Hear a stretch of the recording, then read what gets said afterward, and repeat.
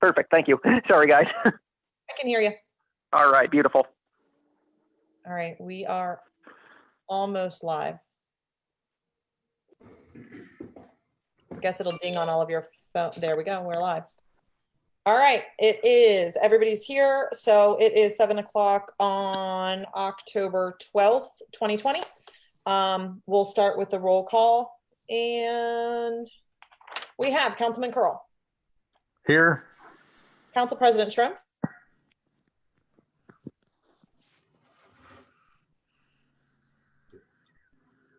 I see her. I just don't hear her yet. Here. There we go. Okay. Councilman Benedetti. Here. Councilman Wolf. Here. Councilman Bruger. Here. Councilman McNamara. Ready to rock and roll. All right. We are good to go on that. First thing up is September 2020 Code Enforcement Officers Report. If anybody wants to take a glance at that, if you have any questions, comments, if you want to email me later, that's fine too. But if you guys want to take a peek at it and just see if you guys have any questions.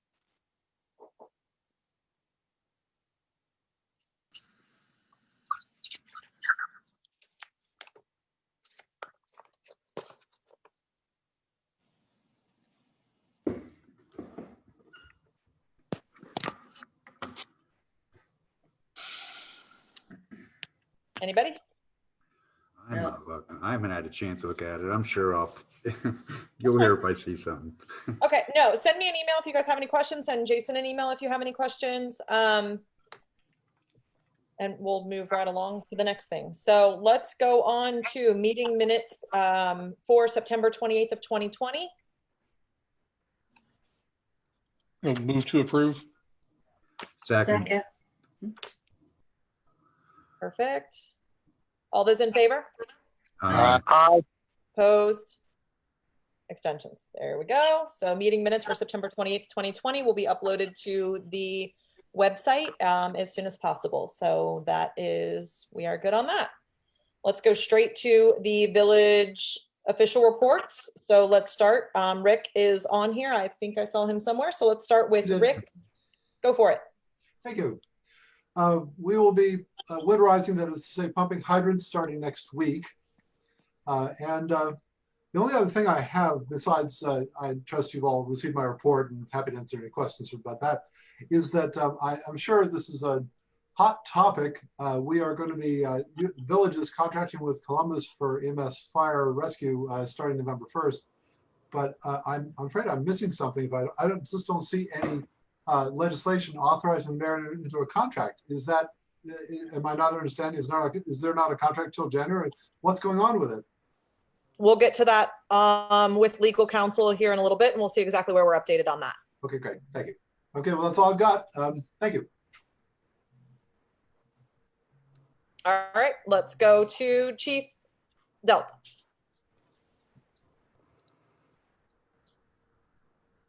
Thank you, Mayor. You should have received my reports and the yearly comparison. The only other thing I have to add is that we do have our drug take back event is going to be October 24th on Saturday. That's from 10 a.m. to 2 p.m. So if you have any prescription medications, you can drop them off here at the community building during those hours, and we will have them safely destroyed. As you know, dumping them down toilets and stuff contaminates our water supply, so we don't want that to happen. We had the National Night Out. We were one of the, I think, 3 events in Franklin County that actually went through with it. We went with the food truck option instead of the cook out and bring a side dish, and I think it went really well. It was well attended. Other than that, that's all I have. Perfect. Does anybody have any questions for either chief, I guess I should say? I guess I forgot that part. I do. Chief, is that box that's across from my house on a tree, is that the tool that you were talking about earlier? Yes. Are you going to give it away, Diane? That's all I said. I didn't say what. I'm totally teasing. Okay. Is it still there? It is still there. It's, Perfect. yeah. Big Brother is still there. Yep. Okay. That's funny. Sorry. I had a question about the a noise ordinance. You know, it's come to, you know, It's my come to attention. Facebook's attention. Came to Well, Facebook's attention. yeah, come to my attention that there's, well, and I've looked through our code and I'm not seeing anything in there, except there's some description about construction work, that you cannot, you know, do work at your home past sunset. Between from sunset to 8 in the morning, there's a code about doing construction work at your home. But I can't find anything else except for, you know, a very vague part of it's under general development standards. There's a, you know, in the planning and zoning code about making noise, but it doesn't have any times or anything like that. It just says you can't make noise or vibration that's out of the normal. I mean, is there some other code that you know of that talks about noise ordinances? And There's a reference to noise under disorderly conduct. yeah, but that's about meetings. Standard noise law occurs at 10 p.m. Well, but we don't, all right, that's the chief answer Yeah. So currently, there's nothing in the codified ordinances that covers like quiet times in the village. If you guys want to pass an ordinance that would put quiet times in the village, you can certainly do that. But at this time, there is no, you know, ordinance that would cover the loud party type of ordinance. Well, they're like but this isn't the code that you enforce, but like there's 127207, which talks about noise and vibrations or something like that.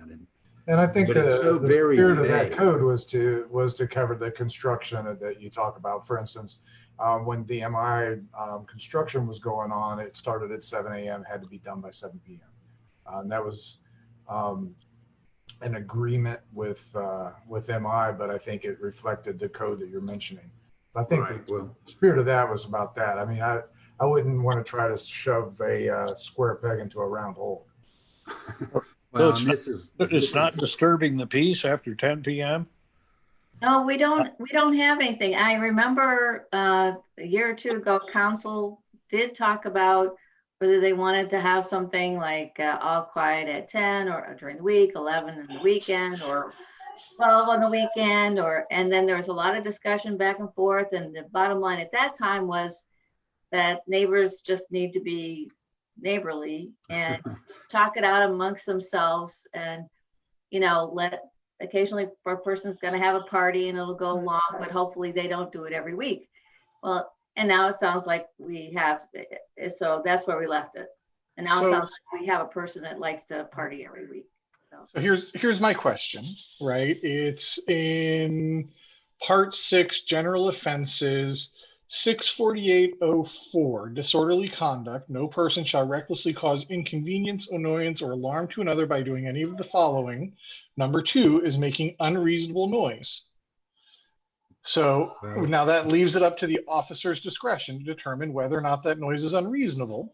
And I, for one, am not opposed to that as a standard, as long as, you know, there is some direction set forth by the administration. But how is that not a noise ordinance that we can enforce? Well, go. Well, the disorderly conduct is, if you read the rest of that sentence, it says, you know, annoyance, alarm, you know, that would incite someone to violence, that type of language. So from a prosecutorial stance, it would be hard to charge someone with disorderly conduct if there was a party of, say, 10 people. Do you charge all those people, and then you have to prove that all of them were being disorderly? And it's very problematic. It would be helpful if it was more clearly stated in some kind of a noise ordinance that we could enforce more clearly, and that would also help in a prosecution in mayor's court. Sure, I don't disagree that you know, there may be need for more. I'd say that the rest of that sentence is connected by an or. So grammatically, if it's connected by an or, you can stop, right? Because that's a complete sentence. Making unreasonable noise is part and parcel of the provision. But you know, I'm also would think that 90+% of the time, it just needs a conversation, right? 90% of the time, if an officer can walk up and say, "Hey, this looks like unreasonable noise to me. Can we keep it down?" That would probably alleviate almost all of the problems without ever having to get to the level of Brian, prosecution. am I understanding you to say that you don't think we need to do anything with the code, that's fine? Well, I think that we can. Is that what I'm hearing? I think we can certainly work with that, but if there's an appetite to make it more specific, I don't have anything against that. Well, let's take a straw poll here. That, you know, in my opinion, I've heard talk over the years about a certain time and when you're supposed to, you know, not make noise. And now it's come to my attention, as so many other parts of our code, it's woefully inadequate. And to, you know, to help our police and the residents, I think it's something that needs to be put on a list of things to do, and that would be the legislative committee. And never once did I say no to any of that, Tony. I'm just pointing out that there is in fact language in our existing code that I think our officers could utilize to at least make their presence known and let the displeasure, let the community's displeasure known. I'd just like to say that, you know, I'm totally about peace and quiet, so I tend to err on the other. But the point is I think, to Chief Delph's point, there has to be a way to enforce this. What happens if it sounded like this one party, when you get to the point where you're pissing on the lawn, I think you're pretty inebriated. So at least I would be. That's a whole separate issue. Does that make a lot of noise? Right. So what I'm saying is so what is it's kind of like the old days with the where you put everyone in the paddy wagon, no matter who did it, and then sort it all out at the jail. Well, we're a small village. We have to have something that can practically be enforced. Whatever it is, I'm not saying we shouldn't do it, but whatever it is, it needs to be practically enforced. And so the chief, I think, would have a lot of information that he could provide to help guide us with anything we would write. I think we could just plagiarize another community and, you know, look at what they do. I mean, I'd love to hear what the chief has to say, or, you know, but. The ones I'm always familiar with, like I said, were like beyond reasonable noise after 10 p.m. Right, but we need to. But here's the point: is that we need to work on legislation. Can we add that to like a priority for legislation for There we go. the next meeting? Because again, this is obviously something that I thought we were gonna have more I'm thrilled that we haven't had more issues with it, because I really thought all summer long, and maybe because of COVID we didn't, but I don't think this is gonna sound horrible, but I don't think we've really needed that much in the old section, but apparently in the new section, this is a common occurrence. So this is definitely not my first, second, or third complaint over in there. We've had quite a few.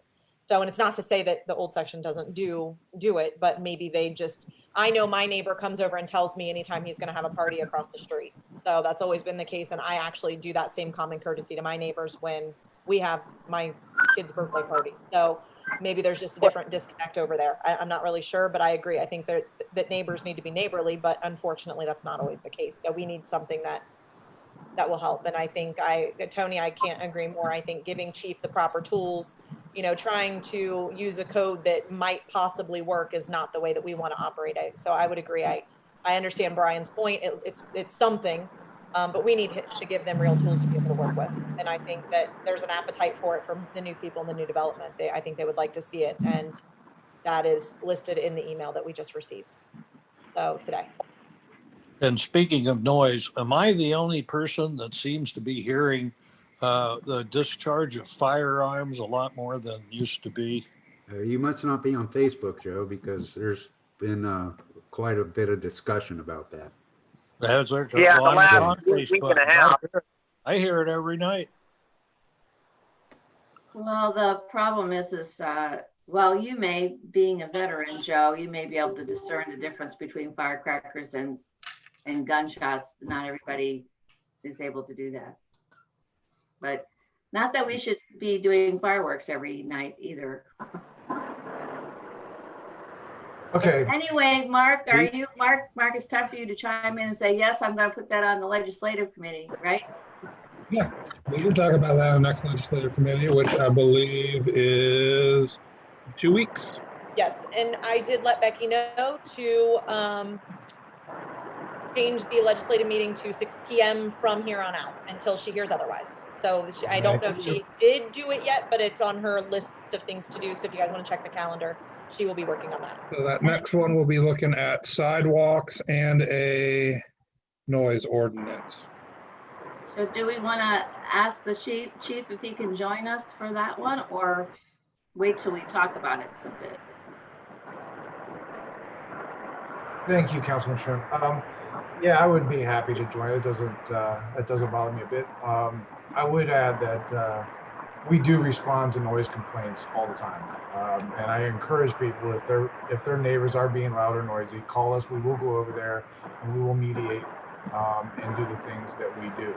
As far as a disorderly conduct, that would be hard pressed to get a conviction. It would really depend on a prosecutor who would be able to prove those elements, and proving those elements would be problematic. There's plenty of examples of noise ordinances that we could use as models.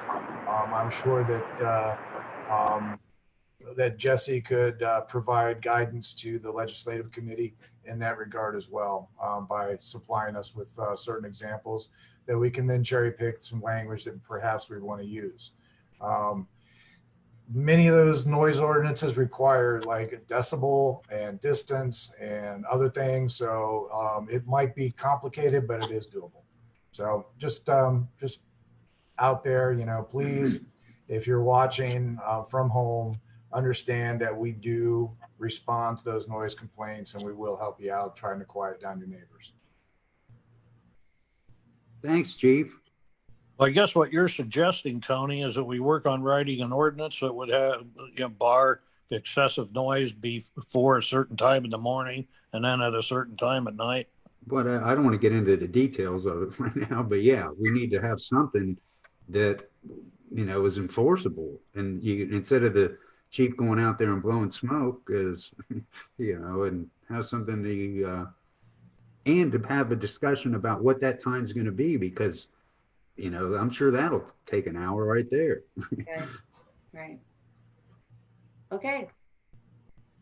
Sounds like we have a plan on that, Mayor. Oh, and one more thing. If you are watching and you do call the non-emergency number, it will ring in at the sheriff's department because they dispatched the police department.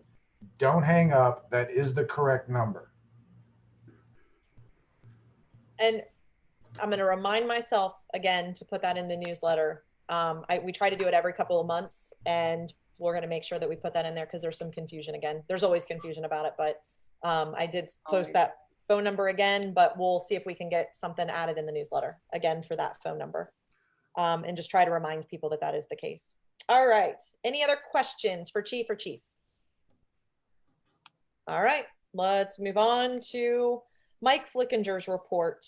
I think I just forwarded that to, maybe not.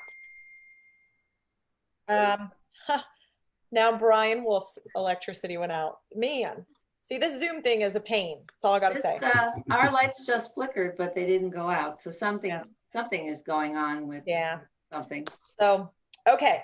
So Mike gave me a really long report. I was getting ready to forward that to all of you guys. I haven't done it yet. And the reason I'm forwarding it, because I'm not going to go crazy and try to explain all of this, but there are some, I told you that we were going to get the numbers for you for the pool replacement and what it would cost. So again, I don't think I'm going to go through all of this, but I'm going to try to read as much of this and then forward it to you guys, let you guys decide what you want to do.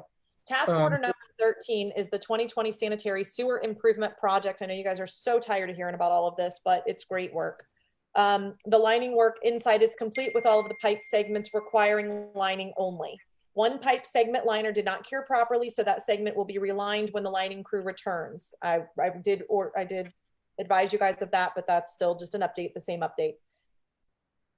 Excavation work, the work requiring excavation, pipe segment, pipe repairs, and uncovering buried manholes and adjustments is scheduled for the week of October 12th. Remaining lining will be done this week as well.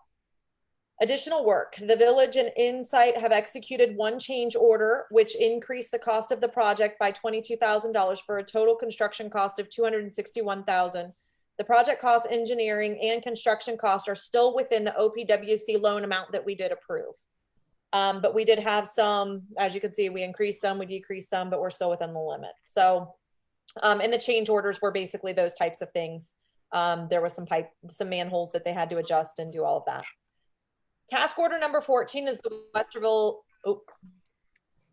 Westerville City Schools for the new Minerva Park School plan. All the plan review associated with the elementary school stormwater management report and proposed site civil drawings is complete. We coordinated with the school's district design professional regarding traffic study information for the proposed middle school to be located across from Hawthorne Elementary School and a potential repurposed Hawthorne. We will soon be submitting a modification for this task order to cover the costs associated with the reviewing of the middle school documents. We are coordinating with Eric regarding any inspections the village will require from Jacobs. Once our scope of service is settled, we will provide a scope and a fee for the village review and approval. Task order number 15 is the 2020 storm sewer improvement project. Lining work. Insight is complete with all pipe segments requiring lining only. One pipe segment lining did not cure properly, so when they return, they will do that. Excavation work also, pipe segments, pipe repairs, uncovering buried manholes. This all sounds really familiar, doesn't it? So the same issues with the sanitary sewer and the storm sewer. We had some of the same types of issues. Those are all being done.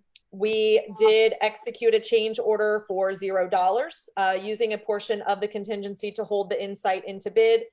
The project budget has a $39,000 contingency remaining. So there is some different work that needs to be adjusted, and we are working on all of that. Okay. Task order number 16. The village council meetings and general consultation, which also includes the 2020 wading pool replacement. The village accepted bids for this project on October 9th. One bidder, Patterson Pool LLC, submitted a bid. Patterson's base bid was $138,000. The engineer's estimate was approximately $140,000. The project included two bid adjustments, for which Patterson's bid is a combined addition of $28,753. The village, Jacobs, and MKSK will meet if needed to discuss the two bid alternates. Considering the village grant through ODNR, the potential project costs are followed. I am not going to go through this because you guys are going to go, huh? So here's the quick version. With MKSK, with services during construction allowance, Patterson Pools, you're at $164,000 for this new pool. Take out the grant of $75,000, that leaves us with about $90,000. Adding the additional $28,000, the village would still be responsible for $118,000. That's the quick version. So we would need budgeted right now $118,000 to do all of the additions, including the non-skid surface and the umbrellas and related below deck footings. So if we did do all of that, we would still need budgeted more than what we have in there. As I explained before, I would really like to make sure that we have some money budgeted in there for some repairs to the larger pool. So I think, you know, we either need to up the budget, you know, to 125, 135 if we really want to do all those, or we need to cut off some of these extras. Simple as that. Madam Mayor? Yes? I'm sorry, my gauge on how to interject myself is pretty faulty on a phone, but how short are we? I believe we had budgeted like 105 or something like that is all that's in there right now. If I'm Okay, not so we would need like, so we need not a huge amount more, but nothing to, you know, sneeze at either. Okay. Yeah, definitely. I mean, our pool's a big moneymaker this year, so. Exactly. May as well. So that's going to be up for you guys, but I'm going to forward this to all of you guys for you guys to be able to actually see I know trying to go over all of this, you know, on a live stream is not the easiest thing. So this isn't something that we're going to make a decision on tonight anyways. This is something that I do plan on getting some more information on exactly what those two additions are. So I plan on telling Mike that I do want to meet with them to see what those are, and then I can report that back to you guys as well. So that just gives you guys a quick little version of the updates there. I have one more. Task order number 18 is the 2021 Storm Sewer Improvement Project. Last week, the village executed an agreement with Resource International for surveying services. Resource is currently scheduling the work and will coordinate when their schedule is set. Upon receipt of the survey, we will update the storm model, determine the proper sizes, determine the pipe size that we will need to meet the village to discuss the results and to confirm the scope of work before proceeding with detail. We already know all of that. Again, that's just a quick update. That's when we're going to put together the streets meeting to go over the East Shore Court project. So as soon as we have everything, we will be having a streets meeting. So we've been discussing that it should be mid-October to end of October, and it sounds like we're still on pace for that. So that is the engineering Mike Flickinger's report in a nutshell. Okay. Don't ask any questions because I don't have any answers. So email me if you guys have any questions for that, and I would be more than happy to get Mike to answer any of those. Fiscal officer's report, Leah.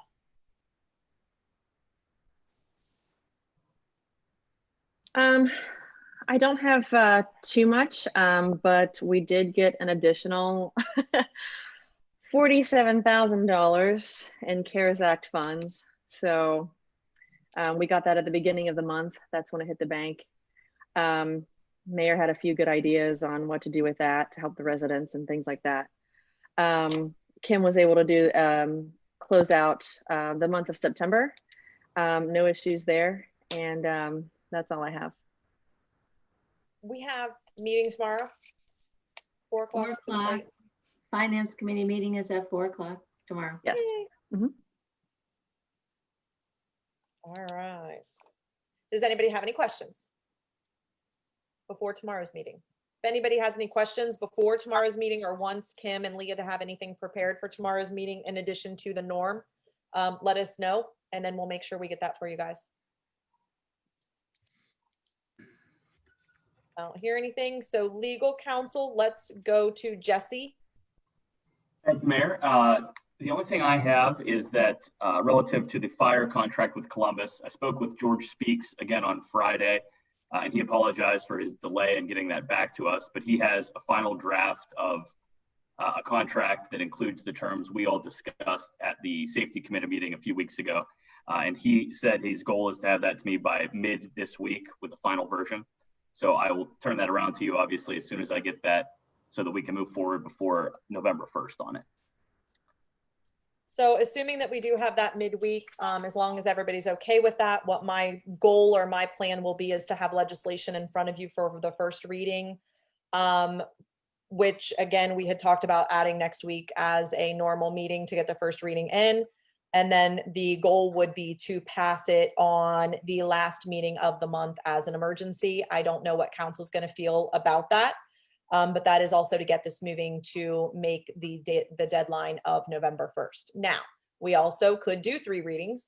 We could just add an additional meeting in there to do a 3rd reading if that is what council would prefer to do. I know I personally have no issue with that, but it's your guys', I'm not telling you what to do. You guys can discuss that and decide how you guys want to move forward. So I personally didn't want to just bring in generic, I'm a fan of bringing in generic legislation and starting first readings, but I thought this one might be a little premature until we know exactly what's in it. So does anybody have any questions for Jesse about it? Does anybody have any concerns, any issues with the way that we are proceeding forward? Does anybody have anything to say?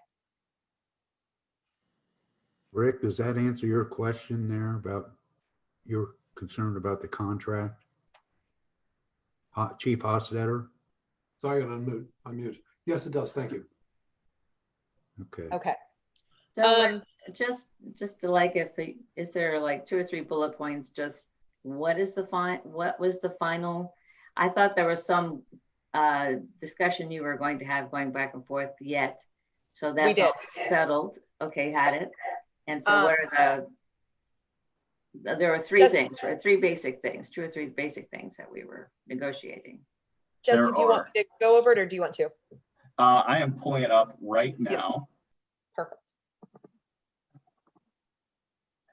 And then I'd also followed up with him. The mayor had a question last week about hydrant maintenance and hydrant flushing, and he was going to get me the numbers on what that would cost this week as well when he got back to me on the contract. So I'll have that for you as well. And that's also going to be for budgeting purposes for next year. If it's something that we're going to continue to do in-house, we need to know exactly what we're looking at to do in-house. If there's going to be maintenance, you know, what our expectations are and what their expectations are for hydrants, and who's allowed to maintain them, who's not allowed to maintain them once they take them over, all that good stuff. The gist of the contract was we're going to pay the city of Columbus $175,000 a year. That is going to be prorated this year for the number of days left. So assuming November 1st, we'll pay them for whatever 175 divided by 12 is for both months there. And then the draft language that I sent to George caps any increase in the city's operating budget to no more than 2.5% per year. And I believe that was it. I had discussed with him our ability to sell our EMS equipment and retain those funds. And that's the draft that I sent him, has us keeping that money. So hopefully that goes through without a hitch. He didn't seem to have a problem with that. So that's where we're at right now. And the 2.5% cap per year, well, the contract, is this going to be something that is not automatically taken out? Is it? So as in, does it, if they increase by 2%, does ours automatically increase as well without us coming back to pass anything? Right. It does not say that. I'll talk with him. I wouldn't think it would be a problem for us all to have a say in that, although I would say that I don't know what our real option would be, but hopefully we'd keep it, under that 2.5 every year. Right. It just would be nice not to make it like automatic, like that just makes it so easy to forget, or absolutely want to make it a little harder to get. Sure. Okay. Thank you. Absolutely. And then what we would need to do, obviously, on that is we're clearly going to need a supplemental appropriation for those November and December. Yeah. So that is something that we will be discussing tomorrow, but I didn't want to do anything until I had Jesse give us a little bit more information tonight. So the only other thing, without going into the weeds of all of this, is, and we briefly talked about this, but whether or not the communication committee or the safety committee, or if you would like for me to do it, I would like to get something on the village website. And if you guys want to wait until Wednesday or Thursday to make sure that we do have it in our hands, that's up to you guys. It looks like, we've already submitted the information to EMS. We've already done all of that for October 31st at 11:59 p.m.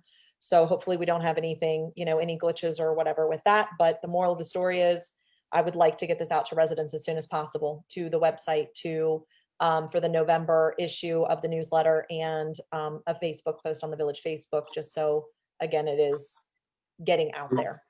So you're looking for a news bulletin announcement? Yeah, I mean, if somebody wants to write it, we had talked about it at the work session. I just didn't want to, until we heard from Jesse today, to really believe that it should take effect on November 1st. I didn't want to do too much, but I think at this point we need to, unless Jesse thinks we should continue to wait, I think this is something that needs to get put on the website. I think this is something that needs to be ready to go in the next week for the newsletter. I think this is something that we need to, none of this has been a secret by any stretch. If anybody's paying attention, they know this is going on. But if people aren't really paying attention, they don't really know this is going on. And I think it's time for us, it's hard to do when you're in the middle of negotiations. I think we've been pretty good at it in somewhat of the public, but I think now is the time that we really need to make sure that it gets out there for everybody. So I don't know your guys' feelings on that. I'm asking if you guys want to write it, if you guys want me to write it, if you guys don't want to do it right now, exactly what you guys want to do, but I would like a newsletter article. I would like it on the website. I would like all of it in the next couple days. I think it's appropriate to get the message out. I I mean, can write that, but I'd rather wait until I have the final contract in hand. Perfect. Because if I'm going to reference that, I'd just like to have that information in front of me. So hopefully later on this week, we'll have the final draft in front of us. So I'll let you know, Brian, as soon as we get that. And actually, I mean, as soon as we have that, I'll forward it to everybody, if you guys don't mind. So that's that. But if somebody wants to start, I mean, I guess here's the point to it. We can start working on it because we know it's coming. I guess that's the other part, and having it ready to go. So all that said, Jesse, do you have anything else? I do not, other than just very briefly, I do have several examples of noise ordinances that I can send over that are a little easier to prosecute than just unreasonable noise. So I'll do that. perfect. Awesome. That'd be great. Sure. All right. So let's move over to Tony for planning and zoning. Well, I think it was past Wednesday, we took a walk through the green spaces and have started the process of putting together a green space plan. I don't know that it's time to go through all the details, but stay tuned. We are working on that. The thing I'd like to talk about with planning and zoning is, you know, I asked Brian to let me know where it said that we are administratively approving permitting for building permits. And, you know, the language that Brian cited has always been in the code. It wasn't anything new that was added. And currently, we're not doing things the way they're described in our code. It says that all applications for permits to build, construct, repair, alter has to go before planning and zoning. And Brian's response was that, you know, planning and zoning can make its own rules. Well, planning and zoning can't change the code. So, and it was said that it was the intent of planning and zoning to make all these things administratively approved, where we haven't gone through the process of doing that. So here's another thing that we need to start working on is the function of planning and zoning itself, is that it's supposed to be the group that approves or that approves the plans for the permits.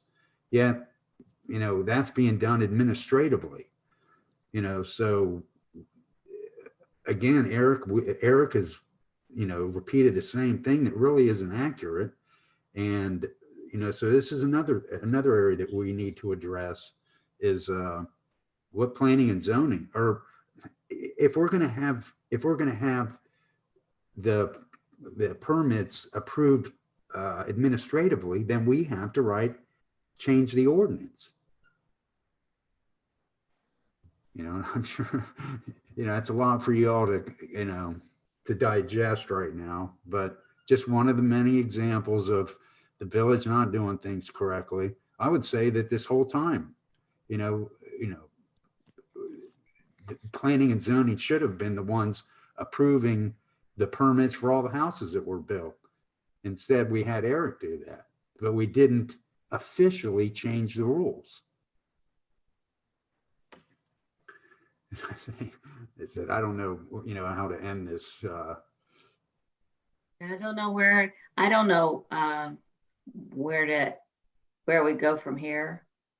I mean, I know you're making a statement, and I personally wouldn't know what to do about it or how to even discuss it. I know this stuff has been swirling around for a while. I thought that this goes back to when planning and zoning changed form back in like 2017, was it? Correct. Yeah. This goes back to 2017, and I wasn't on council then, so I can't tell you what the logic was at the time. But it seems to be that it's a difference of opinion, even though, I mean, It's even legal people can disagree on things. I think that's why they go to court. You know, and so, you know, profess to be an expert one way or another, that I'd be able to have an intelligent back and forth and quibble on details and come up with something. So I'm not sure what is the next step. So I was here in 2017 and we went through the process and legal advised us and we changed the code at the time. And this is where we're at now. If it is council's desire, and obviously we can talk to legal again, we can make it unbelievably super clear as to how we're handling things. So we can propose some language and perhaps we will have something up to you by legislation in 2 weeks. So, and if it's the desire of council to do that, we can do it. Eric, I think the follow-up question here is because the ordinance that is related to that change was ordinance 16-2017, right? In which it says that the Planning and Zoning Commission shall, and then skipping forward to section F under that, establish rules, regulations, and procedures as are necessary to ensure the prompt and orderly processing of all matters before it, including coordination with the village clerk, engineer, building inspector, and such other officials as shall be deemed necessary. And now it's my recollection, because I was part of the council that passed this legislation, that was the language that made it such that these things could, Tony, if you please let me finish. Right, that is the language that allows that to be handled administratively, provided that planning and zoning has established such rules. Now, what I don't see in front of me are those such rules established. Well, So are you done? Can I hold Well, on? actually, I if was I may. asking Eric a question, so it'd be great if Oh. he could answer the question I was asking, right? correct. So I think the key word there, and we can go back to the change language. I have it somewhere in my files. At the time, it was planning and zoning was reviewing everything that came through private, public, and everything. So what was specifically addressed was removing any of the private references at that moment. So that planning and zoning would review any public area type permits. For example, the school, which has gone back through them as an example. So anything where you do any type of new play set, that was the intent at the time, as Michael Brown has found in the minutes referring to. Anything that's a private matter on private ground was released to be reviewed administratively. So there was some key language change at the time that were reviewed by legal. Are you done, Eric? I suppose I am. Okay, I don't want to interrupt anybody. Well, first off, Brian, that part of the code that you read has always been in the code. So that wasn't what was added in 2017. That's always been part of the code. The part of the code that was changed brought the word playground into the code. That, or when it talks about things like Eric was alluding to, is that in public areas, that was never in our code before, that planning and zoning reviewed playgrounds. And that's what was added in, not the language you're talking about. So it's never been.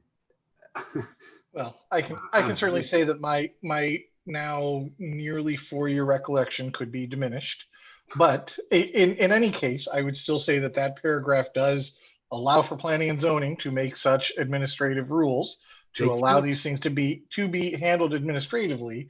And I will say that I just did a quick search through that, and the word private doesn't appear in there. So from a first pass, that does support what Eric is saying.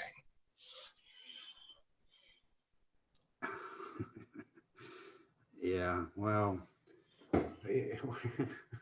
So is the issue, Tony, just I'm curious, is the issue that you need to have very clear black and white language that would My issue is make what it clear? is who is going to approve these permits?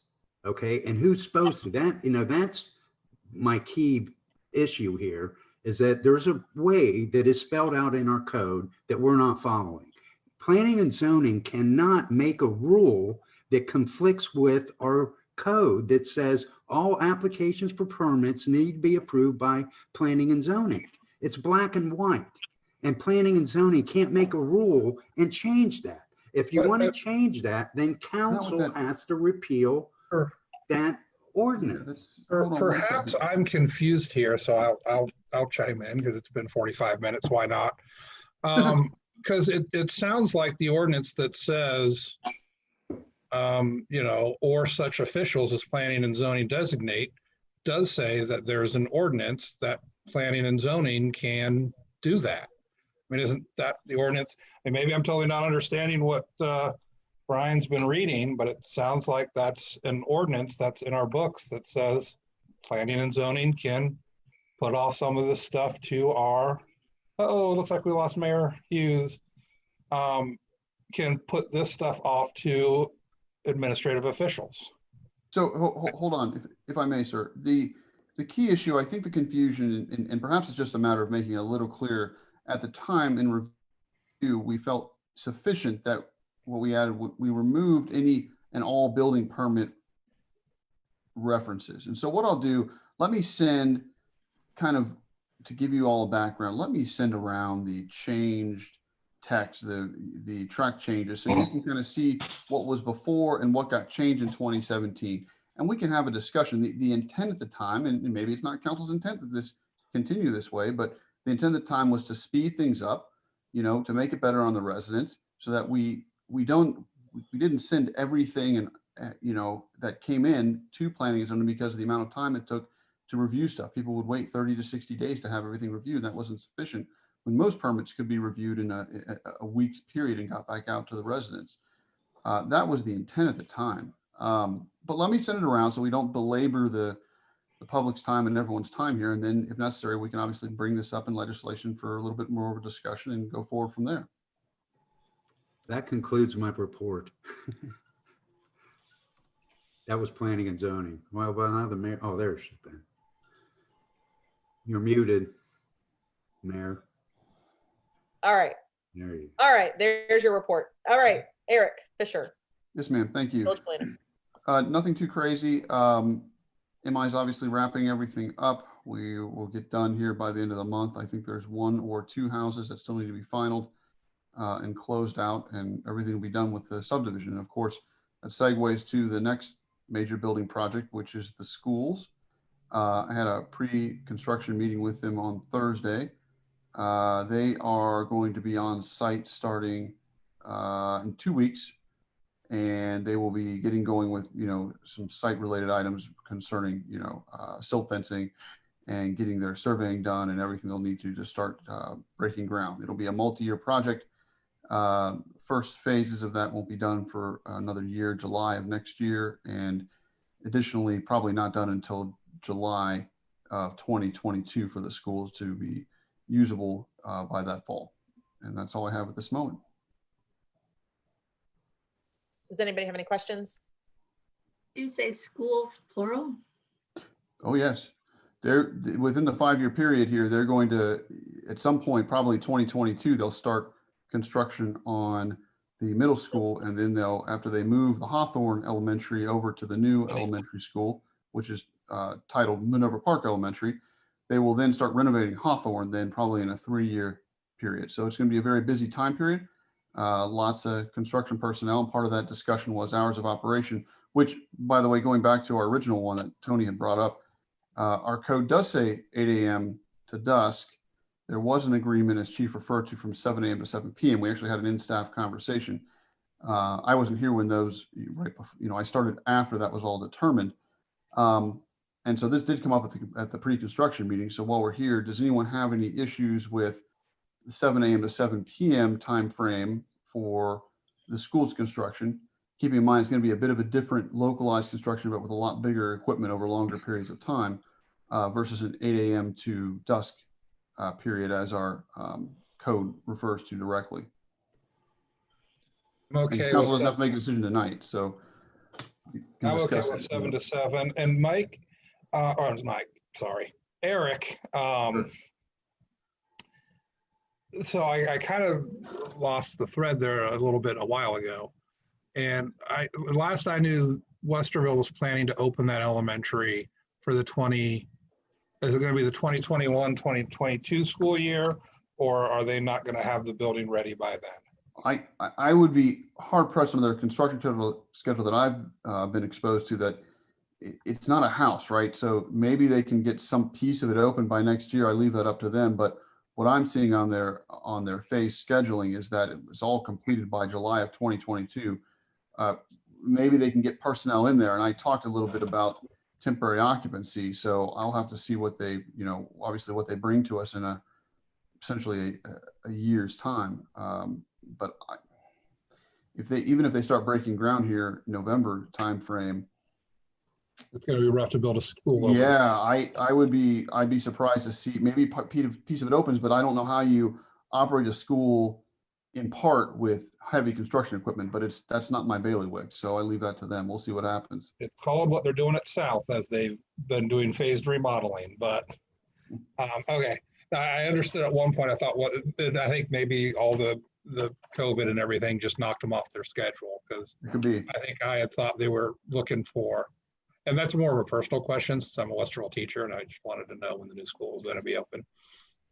I agree, Mark. I actually thought it was going to be the 2021, 2022. So I have a feeling it was COVID and all of the above. So I would completely agree. I thought it was a little earlier. So you actually think they could possibly, depending on weather and all that, break ground before the end of the year? Oh yeah, they'll be breaking ground before the end of the year. You're going to be seeing major activity before then. Whether or not they can get, but their phase schedule doesn't say they're fully completed until July of 2022. And all the stuff is clear in terms of the traffic flow for trucks and such. Is all that? I was clear with them that they had to use the route for MI and come up Farview. That's something for their guys to know as well. So they don't come down, from Cleveland or up from State Route 3. I think, inevitably that'll happen just like it was with MI, but we just have to stay clear with them on where they need to come from. And I addressed that in the pre-construction meeting.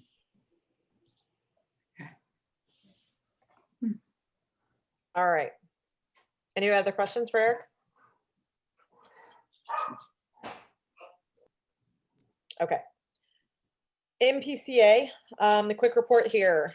The MPCA elections were held in September in a general meeting. Monica Goudry will be the new president, Lisa Brugger, the new secretary, serving 2-year terms commencing January 1st, 2021. They are already in preparation now for the transition. David McNamara. Reps are out in force for the Join the MPCA meeting. membership drive. Okay, hang on. That was just David coming. That's Dave joining back again. Okay. Sounds like David's in a hot tub. Let me see if I can mute him. Hang on. Mute. Okay, we muted him. Hopefully he knows how to turn himself back off or on. MPCA reps are out in force for the MPCA membership drive. Sorry, street reps are out in force for the MPCA membership drive to verify information for the next directory. The community-wide garage sale was a huge success. They had over 53 homes participate. The next MPCA event is the Halloween parade and costume contest for the kids October 17th at 1 p.m. at the Hawthorne track with the pet parade to follow. Carriage rides have been canceled for this year. They just don't believe there's a way to social distance in the carriages. There will be a mobile Santa visiting throughout the park. Follow us on Facebook and look for announcements in the newsletter for updates to come. And then they continue to work on ideas for still to have fun during COVID, and they're open to any suggestions. So that is my MPCA report. Mayor's report, just going to be completely honest, I didn't even write one this time. I think you guys have already heard all of the sewer things and all that good stuff. You guys have heard everything about the new schools. The only thing that I'll add, I think, to the lake, without going crazy into detail with all of this kind of stuff, I have been in contact with a couple different people for the lake. I am working with Eric to try to get an estimate by the end of the month for one of the guy that's actually cutting the trees down. He has the equipment to being able to dredge and possibly removing the sediment from there. So we've been working on a couple of different avenues for the lake. I do have a request, and there's going to be somebody that doesn't love this request, but there's going to be some people that love this request. We plan on having the trees in the North Lake and the South Lake removed for the last 2 days this week. We actually did follow up with them today, and I got the blessing from our fiscal officers. So we have somebody that's planning a wedding. I am not aware of any additional, me personally, I'm not doing anything else with the lake this year. We don't have the funds. We don't have the anything that we're going to be able to dredge these lakes, obviously, in the middle of winter at this point. So I am with the request of several neighbors, whether or not we can go ahead and get it filled back up until spring. My hope Yeah, is let's that- get the hose out. Let's get the hose out. All I Yes, need is so- one big rain Exactly. So I think what I'm asking is if council has a desire to get the plug put back in, after this week, obviously we cannot do it while they're removing logs. That would defeat our purpose. But after that, if we can go ahead and get it filled back in for the winter months, and if it rains, it rains. If it doesn't, obviously there's nothing we can do about that. But at this point, I think it's time to go ahead and do it until early spring, knowing that council is going to allow us just to go ahead in early spring so we can hopefully move forward with some dredging options. But you guys would obviously know what those are here in the next couple weeks. So, and if you guys don't want to move forward on those, then I guess that's a different topic. I'm the only one that cares. Or Yeah. I'm the one that I just need to get Brian to help me, because it takes an engine. I have to drag an engine hoist over there to lift that iron door up. So as soon as as they're done cleaning up, I'll get over there and turn the valve back off. And I'm thinking it's going to be at least, we'll know when the guys are there to do the rest of their stuff. I'm told it should be this week. Obviously, we're not the only thing these people are working on, but I'm hopeful that maybe by Saturday or Sunday we can go ahead and do that. And then I know some of the neighbors will be thrilled, and we can add that into the newsletter that we have It just done has a that. picture of them up. And there you go. Yeah, he has the camera off and a Yeah, picture of can't wait. Turn that valve back. Perfect. So as long as everybody knows what we're doing. Council committee reports, community. Let's start with David McNamara. I may still have him. No, he's muted. So let me unmute him. Doesn't he have to unmute himself? I don't know. No. I know. Dave, you there? Oh, I guess I can put him in a waiting room. Hang on. I can do all kinds. I may. No, it tells me to ask him to unmute. And when I click on him, hang on, let's see if he's up. I can barely handle this with a regular computer, let alone a phone. Yeah, and I think that's what the problem is. There's Dave. Oh, he was back for a moment. Hang on. I think him and I are fighting. There we go. Maybe. Oh, Dave. Hey, can people hear me? Yes. Yep. All right, Madam Mayor, members of the council and community, I'm sorry I'm addressing you by vehicle, but I have two things I'd like to talk about with the community. First off, I think I would have very little disagreement in wishing the EMS community of Minerva Park well in whatever next endeavors will be headed their way. And I would also like to extend my heartfelt thanks for their years of service with the community. That being said, speaking of service, we would did you guys all get my email about the draft of the thing I'd like to have posted on, our social media and our website for Veterans Day? Yes. Okay, does anybody have anything they'd like to add or contribute or anything you'd like to see changed? Otherwise, I'll put that up in our Facebook page, and then I'll send something to be put up on the website in the next week or so, if that's sufficient for everyone.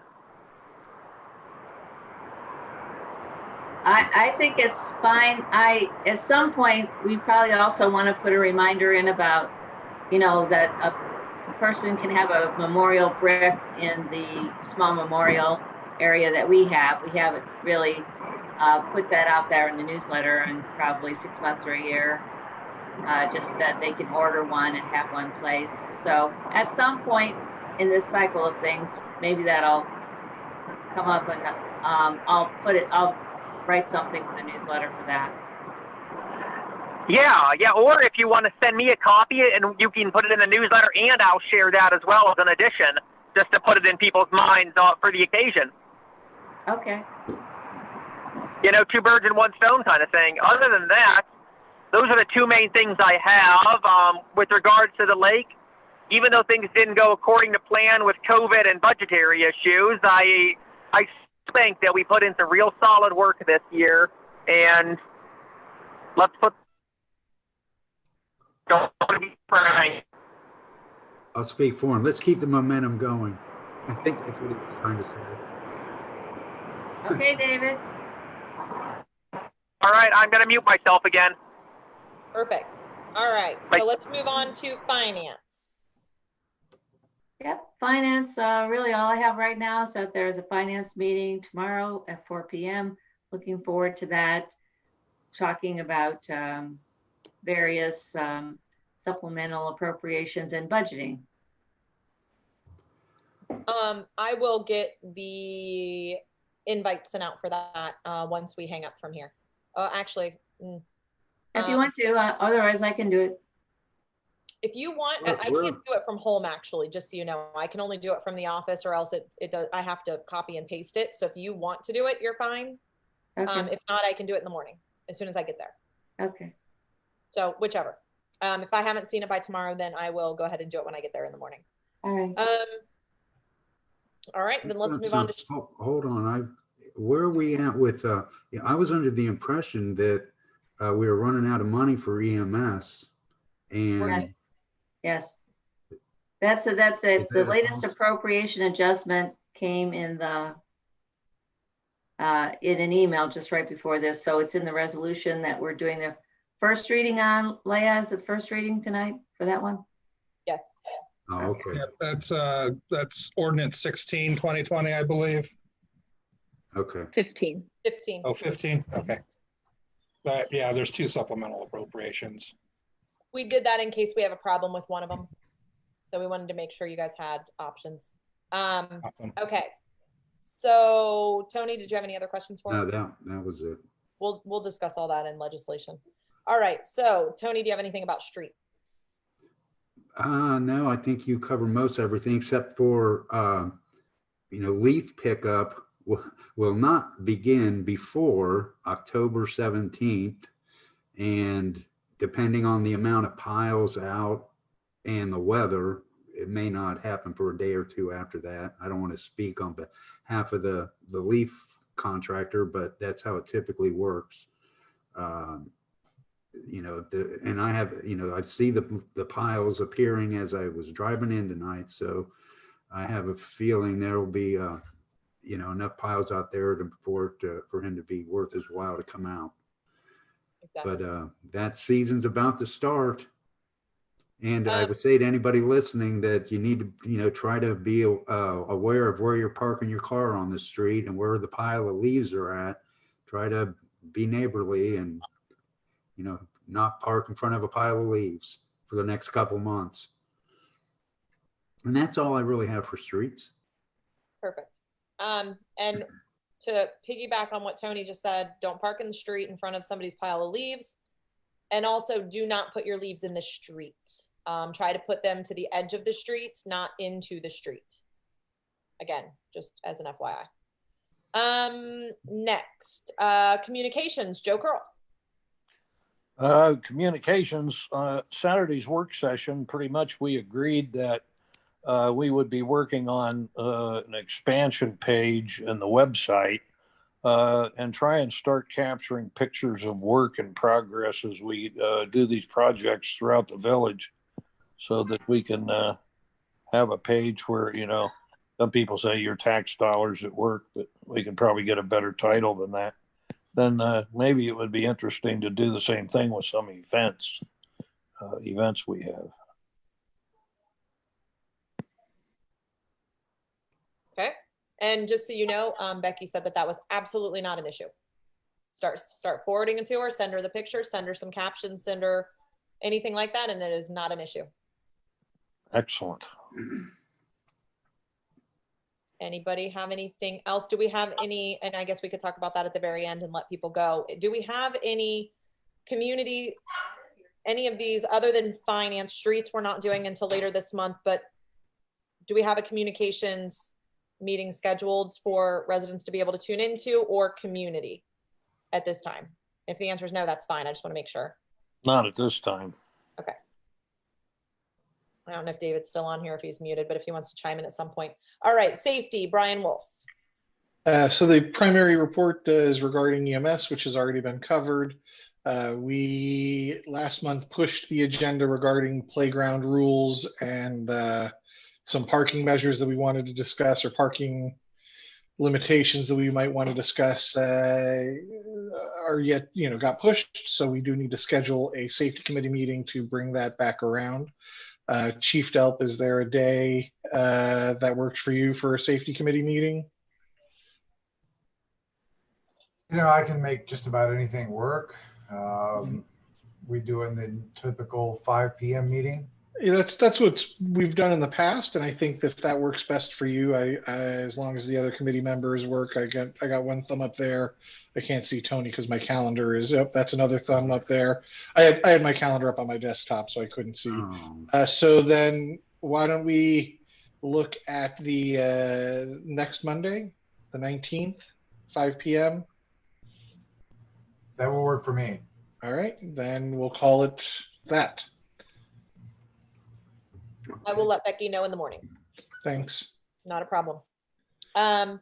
So, and then just to reiterate, I think what we'll do is the playground we'll also be talking about. I'm assuming that also includes the basketball court and all of that. If there is anybody watching, that's something that we will be discussing as well during that meeting, and go from there.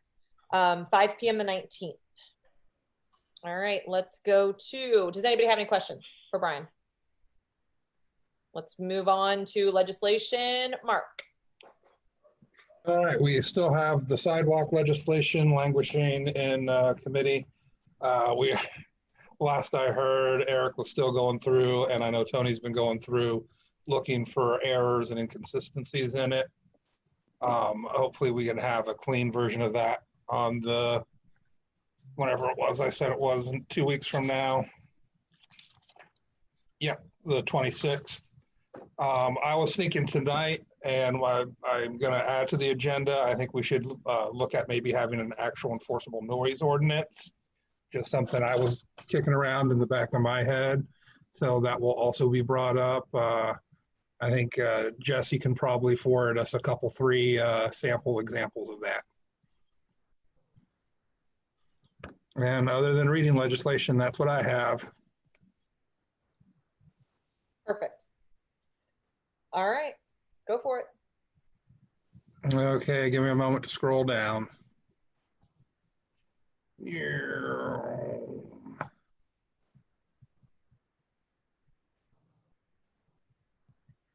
Okay, I believe we are starting with Resolution 2020-34, a resolution authorizing the mayor and fiscal officer to enter into a contract to install concrete stairs and walkway, and declaring it an emergency, perhaps. That's just what the title is. We don't have to do that. This would allow the mayor and fiscal officer to spend up to $6,500 to replace the current gravel pathway and stairs with concrete stairs and pathway. I believe, looking at the passage and everything, oh wait, let me say, this is our second reading, correct? That's what the agenda says. Yeah, it's only second reading. I have a few things to add to it. And if you guys have any questions before we get to next week's meeting, only because if we do in fact do next week's meeting, not everybody may be in attendance. So if you guys did have some questions, you're more than welcome to ask the questions. Now, we had talked about this at length last week. So hopefully we don't have that huge long length tonight, but it is what it is. So here are a couple things. I did in fact bring the contractor out that I had been talking to, which is in fact Bill Lewis Cement Contractors. That's where I got this basic legislation. I have clearly not put his name in there yet because there's been some discussion going back and forth.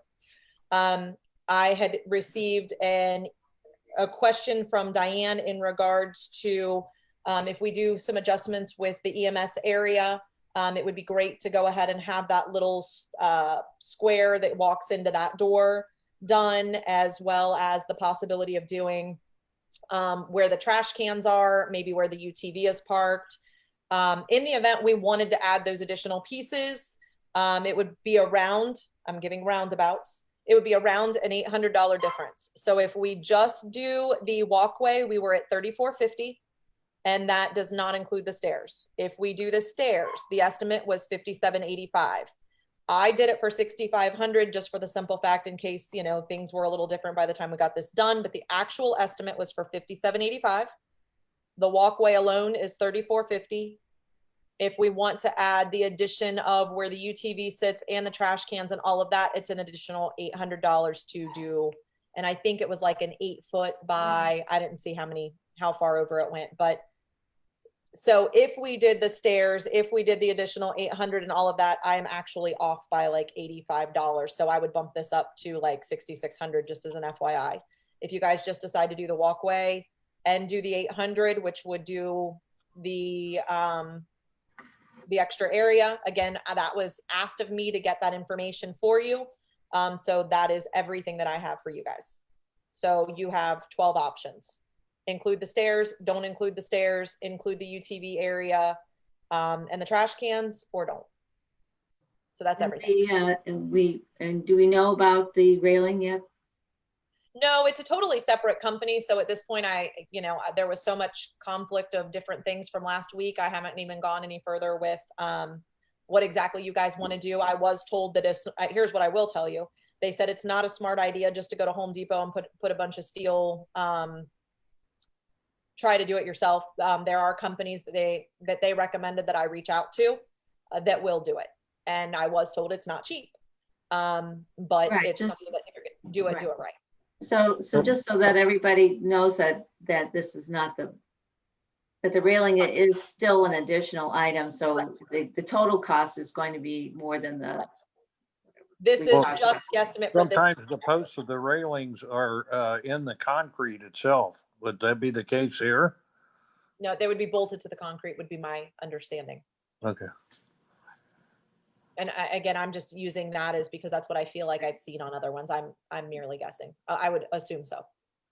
All right. So since we have to have a final reading next week in order to get the concrete in before weather makes it not doable, do we want to go around real quick and just kind of, and I don't necessarily even, I'm not going to say that. I'm not going to limit how much people talk.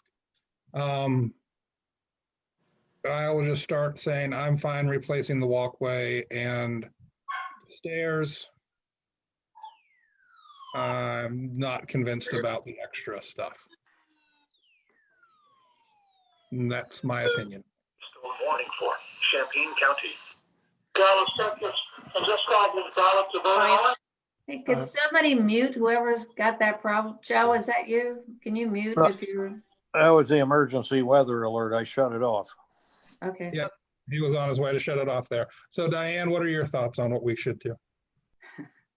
Well, my thoughts haven't really changed. I think I wish that we would, having examined it, yeah, it's not in the best shape, but knowing that we are going to be discussing facility changes, remodeling, it just seems like that area could possibly be involved in a remodel, and the whole concrete thing and stairs might end up being ripped out. But again, it's I would say if it's not, I would be voting to do something. I would be voting on this if it ends up the area is not going to be touched and we need the stairs because it's going to be 2 years before we have a different place for whoever's down there, the police or whatever. If it were going to last a long time, then in the early spring, I would be voting to change up the stairs and the walkway. But right now, I just wish we would postpone it, and that's. What do you? So you want to postpone? That's you just don't want to do anything. I mean, I don't want to put words in it. Okay. Don't make steps or thing. Gotcha. Thank you. Tony, your opinion. I think we should just do the gravel path, the path to the steps. To me, that's the minimum. I mean, that's the direction that project was heading in the first place. And like Diane was alluding to, this is, in my opinion, temporary. And there's no sense in doing anything more than the bare minimum. And that's what I think the bare minimum would be. Well, on top of getting those darn rubber mats off, I don't know what your opinion is about, Chief, about the rubber mats on the steps, but I think those things ought to go away and a more appropriate slip resistant surface put on the steps and pave or concrete the pathway. And that's what I think needs to be done. Until, like Diane said, then, if once we get a plan, or have an idea what direction the building's going in, then we may want to do something more more permanent. All right, so path, but no steps. Councilman Wolf. I think path and steps is, I had previously defined what I would like to see as the minimum viable product of what is safe and maintainable. And from my review of the situation, that would be path and steps. Awesome, thank you. Councilperson Curl. I've been trying to get my hands on the proposed footprints of the two possible additions to the building, so I could see if indeed this walk would be temporary, or if it could be moved slightly and be permanent. But I haven't been able to see those, so I'm kind of in limbo. We Well, actually haven't done We don't have that. It doesn't exist. We've talked about what we would do previously, but we don't have anything now otherwise we would be able to make the decision easier. So there isn't anything. Yeah, I just don't see them moving. I just don't see them moving the block walls that we currently have. I just can't imagine that they're actually going to move this building backwards. Well, But my No, I thing don't. is the steps could go the other direction. We're trying not to go that depth at this point. I'm just stating a fact. I have a hard time believing that the building is going to get moved backwards towards. No, I don't think the building is going anywhere. I think the elevation and the anyway. I could see an addition being put on the back that would then be where those stairs are and they need to be removed. I mean, not moving the building over, but bumping out the community thing and that changing stuff. I don't know. So Tiffany, I think you heard enough here to know you can piece together. Mark, I kind of like to hear what the chief has to say. Oh, sorry, go ahead, please, Chief. I know he's not voting, but I'd still like to hear Yeah. what he'd like to say. Thank you, everyone. This project has been on the radar since I came here in 2015. Started with Chief Newsy and the mayor. It got put on hold because of the 2999 building, and they didn't want to put any money into this building if they were going to be relocating the municipal building to the 2999 East Dublin Granville. Now we're in a similar situation where it still needs to be done, and we're putting it on hold again because we are going to be remodeling or building a new building in addition to this one. And it's one of those situations where, since I've been here, I know of 3 instances where officers have fallen back there in the winter. It's you can't shovel a gravel walkway. I agree with Tony and the rubber mats. That should have been something a little better, but it was just, I think, a temporary fix to keep people from slipping off off those wooden stairs. And we had a light winter and it seemed to work. It's gotten us by, but I think it's time that we, finish what we started. At the very minimum, we need a concrete walkway up to those stairs. If you have been out there and looked at those stairs, there's a gravel walkway that drops down 1 step to a gravel pad that's right above the stairs. So that concrete would have to incorporate some kind of a fix there as well. And talking to the contractor tonight, it looks like that will be included. So, I mean, we've gotten by this long with the steps. We could probably get by a little longer, but it seems that if they come back and do the stairs later, it's going to cost the village more money than if they do the entire project at once. And that's how I feel about it. Okay, thank you. And just to reiterate, yeah, I brought the contractor back over today because I wanted to make sure that I did get you guys the estimate for, and I think it was Diane that asked for it, if where the trash cans were, or I don't know, if, I feel like somebody just asked me about that the other day, and where the UTV was. I did. Okay. I asked about it, yeah. Yeah. So, I mean, that's it. Again, is that necessary? That definitely doesn't go along with what some people had asked for. No, but it boils back down to the same thing. I mean, if it means getting this done for the officers and not doing that, clearly that's what I would rather see done. But I wanted to make sure. Now, he did tell me that because I do anticipate utilizing that room, that door that goes into the EMS, regardless if you do that extra 800 or not, he already said he would do it for me, that little piece, because it's a very minimal piece. He will go ahead. It is a minimal piece, and it would be just so nice to have it if you're going to be using that door. So that I would do anyway. I mean, he would do that for us with no problem. So anyway, so you're at around 3450 or you're at 5785-ish. I can adjust this legislation. I can leave it alone. Obviously, it says not to exceed $6,500. I know everybody trusts me, and I know I'm not worried about that, but I would be more than happy to adjust that down if we decide the walkway is the only thing that we want to do. I still hear multiple answers. I don't know if anybody's answers changed with what the chief had said. So you guys just give me an update over the next couple days and let me know which way. I feel like you guys at least want to do something. I know we have Brian on one end, we have, you know, a couple people on another end, but you guys can kind of let me know what you want me to do with the amount on the legislation if you would like it adjusted. But I also believe you guys can amend this next week as well. I did, in fact, get an estimate from the person, Kurgis, to do this project, and it was $13,000, just as an FYI. I have one more question for the chief, if I may. Yes, go ahead.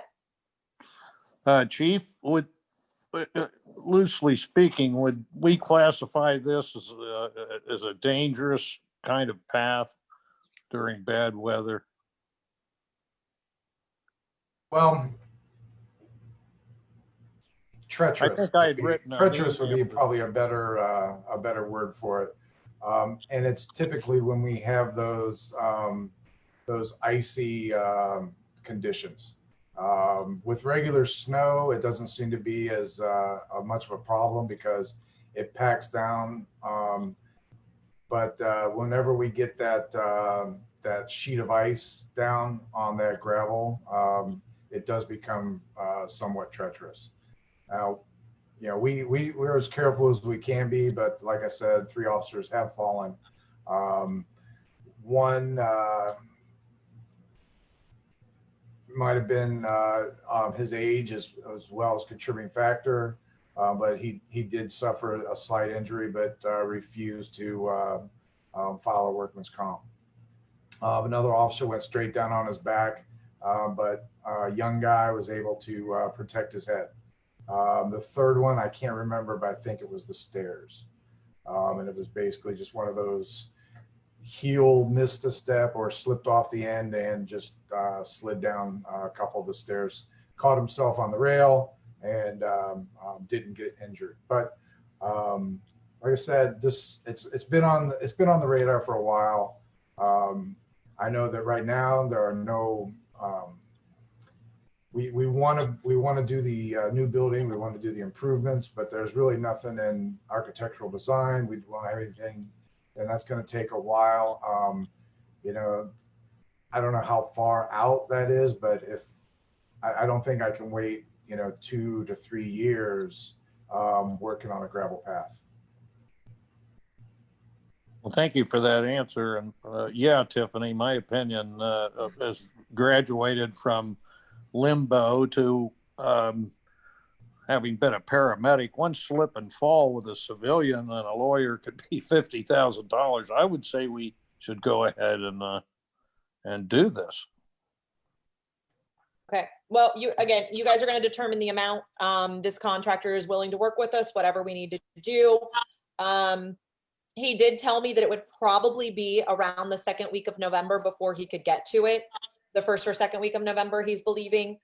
So we're not far off if we do not pass it as an emergency. So I want to point that out to you guys. He thought he could probably get to it around the 12th. So that's just as an FYI for you guys. whether or not next week you guys want to do it, but I don't think there's a need to try to do anything tonight. I think you guys need to think about what you want to do.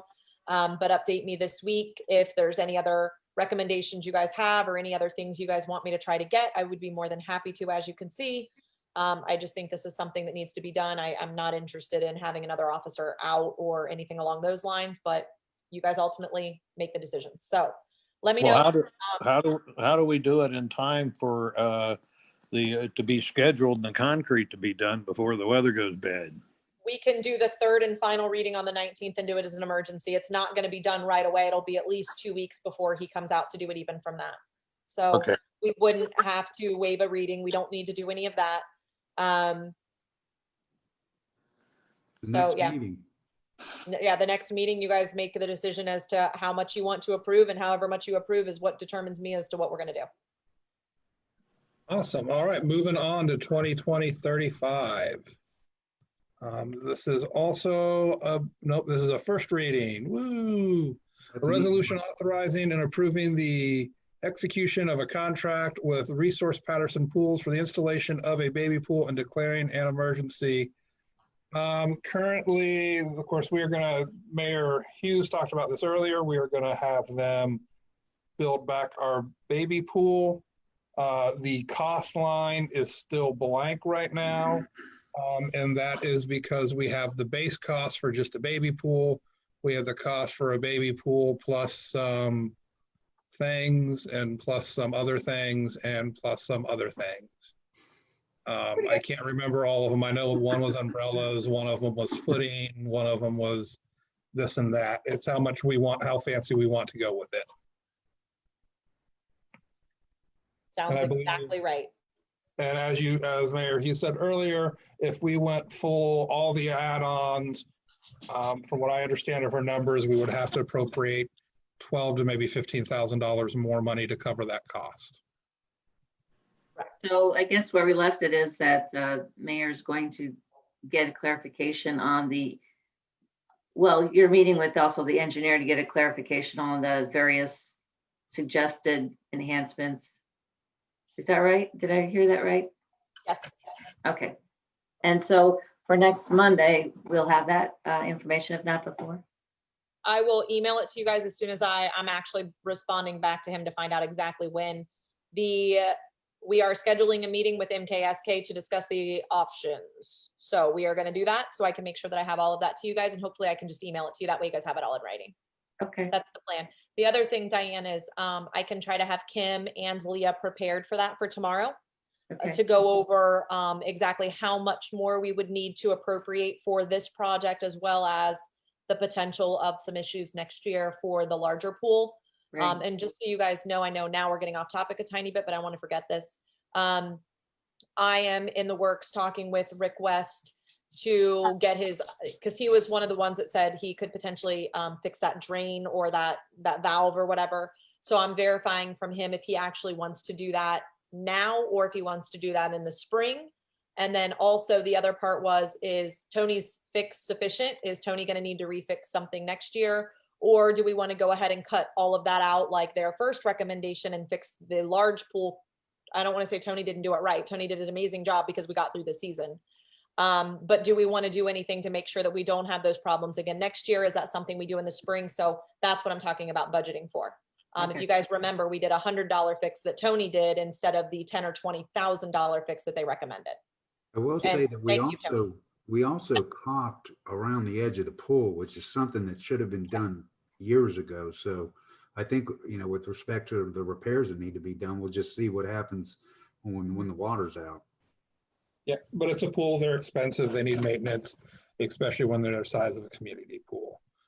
All right, moving on to ordinance 14/2020, an ordinance to accept MI development reserve areas and declaring an emergency. This is also a first reading, which is why a lot of it is blank or XXX.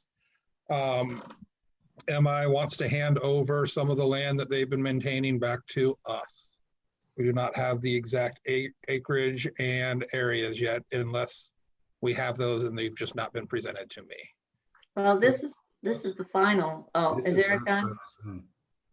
Sorry. I am on, yes. We'll let him Okay. talk to So no, this is the final conveyance. I did get a hold of a number of items today from MI. They had just mailed it and it arrived. And Leah had it in a folder, which she handed over to me. So I will, by the next reading, you'll have all the details of the exhibits as necessary and the details to move it towards approval. Awesome. I know I did see on social media today, I believe, a backhoe over by the path by the Spillway. the spillway where they were doing some erosion control. Hopefully it was the stuff that needs to be done. There's some heavy equipment in the pool lot too. Should this resolution be, should it be titled something other than reserve dedication? I mean, is that, That's everything that I mean, you can call it whatever you want. It's titled as to what it is. They're conveying all of the reserve areas and the private areas that are non-right of way. so that's also, that's like part of the final? I mean, that's what I'm confused at, is it's described as a reserve dedication and. So is this, is this the final thing that hands the whole thing over? Yes, But it that's just correct. doesn't seem, as Tony says, it doesn't seem like it's Well, it final. could be, I think if you wanted to look this up in the future, you'd probably want it to be Pretty titled. weird, yeah. Do you want me to call it final dedication? Something of that nature? Would that make it easier? I think. Final transfer, final. And that's easy, guys. I'm happy to do that. I'll change the title for you next time. Okay. Awesome. All right, now ordinance 15, 2020, which I believe is very similar to, no, it's not. Okay, 15, 2020, an ordinance to make supplemental appropriations for the current expenses of the Village of Minerva Park for the year 2020. Hey, and it doesn't say emergency, so that's great. I just saw Mayor Hughes come back on. I thought she was about to get it, but it is. Sorry. Okay, It is, if you look at it your, is an emergency. if you, yeah, this ordinance, supplemental appropriations don't actually need to be passed as an emergency. So That's right. That's why they're, we yeah. just have the 3 readings. The 3 readings on this is absolutely fine. There was an updated email that will be updated in the packet online, just because the current amount, we just used the wrong amount in there. So the current amount is the actual full amount, and then obviously the revised amount. The increase is the 6,000. So Tony, this is going back to your original question earlier. This is the increase for EMS. We currently have approximately $3,254 in there right now. And we are looking to increase it for basically 3 weeks. I sent out the email for you guys, at least wanting to get it through the next 2 weeks. And it was requested that we go through the end of the month for several reasons. One of which was that way there wasn't a lapse in Columbus versus when we let go. Of course, there's debate as to whether or not we need to, because they have been supplying, but you know, it's still part of mutual aid, even though we're not doing Columbus mutual aid. So stick that where you want. So it was requested from Rick that we go through the end of the month. So we redid the numbers instead of that 32 or whatever $100 that I originally had told you guys. We redid it to 6,000. That should get us through the end of October versus October 24th. So that was a long-winded way to tell you, Tony, this is your appropriation for EMS to finish out October, not through October 24th. And now, Mayor Hughes, I do have one quick question. Yes. Does this mean that we just budgeted 2.5 months less than we needed for EMS this year? No, because this actually goes into the personal services for payroll. That's going to probably go into a contractual capital outlay. That's going to have to go into a different fund. So you're going to see a different supplemental appropriation for the $14,500 for November and December. So it's going to be about 28,000, 29,000. No, that's not what the question is. Yes, we've been spending more on EMS month to month than we were before. Okay. Yes. Yes, they've run out of money in September, October. Yeah. They've run out of money in October instead of through the end of the year. And if you guys recall, we actually did the same thing last year. We ran out of money before the end of the year. Okay, so that has been read. Moving right along to 16, 2020, an ordinance to make supplemental appropriations for the current expenses of the Village of Minerva Park for the year of 2020, which does not need to be counted as an emergency because it's a supplemental appropriation. This is a first reading. We are changing some contractual services and capital outlays. I will let admin explain those changes. I don't know what this one is. This one was actually done. Leah might be on here still, so I don't know if she knows. I feel like this has something to do with, because I was told and now I can't remember. I don't have it in front of me. Is it regarding the TIF funds? That's exactly what it's in regards to. It's in regards to the TIF Yes. fund. It's the TIF payment. Okay. And how that fits in here, Kim will explain to us tomorrow, Diane.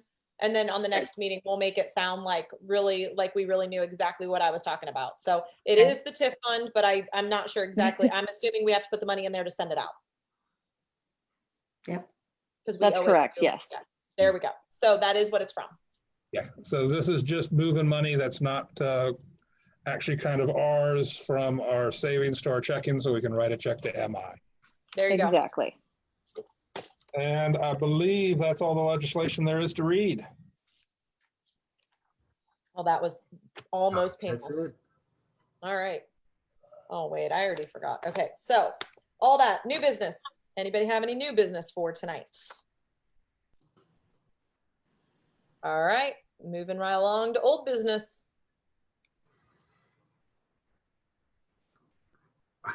Feel like I'm not doing my job. or anything. Yeah, I feel like, we I'm actually got tired. somewhere, I but it had a has long been a whole weekend. meeting already. So, all right, Brian, where are you? Move to adjourn. Second. Second. Aye. Aye. All those in favor? Opposed, abstentions, night, guys. Have a good night. Go Browns, go Browns. There you Oh, go, there you Diane. go. That's great.